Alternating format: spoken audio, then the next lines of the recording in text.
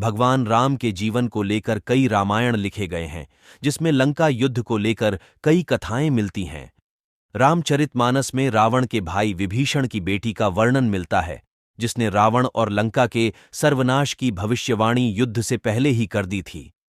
सीता हरण के बाद मंदोदरी और विभीषण ने कई बार रावण को समझाने का प्रयास किया कि वे सीता को प्रभु राम को लौटा दे और क्षमा मांग ले, लेकिन रावण ने एक नहीं सुनी। उसने माता सीता को अशोक वाटिका में कैद कर रखा था, जहां पर 300 राक्षसी पहरा देती थीं और सीता जी को अनेकों प्रकार से डराती रहती थीं। रामचरितमानस में त्रिजटा का नाम आता है। वह अशोक वाटिका में सभी पहरेदारों की मुखिया थी और सीता जी की रक्षक थी। जब भी रावण माता सीता को डराकर चला जाता था तो त्रिजटा उनके मनोबल को बढ़ाती थी।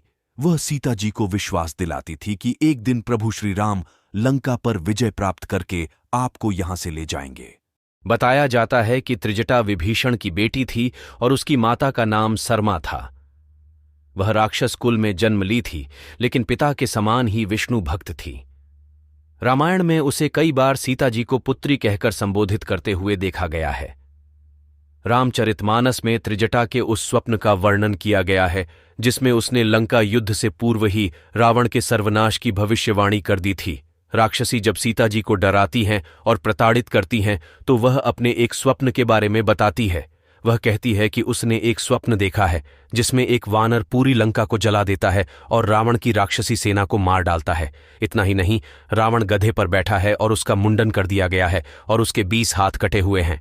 वह सभी पहरेदारों को समझाती है कि तुम सभी का हित सीता की सेवा में ही है।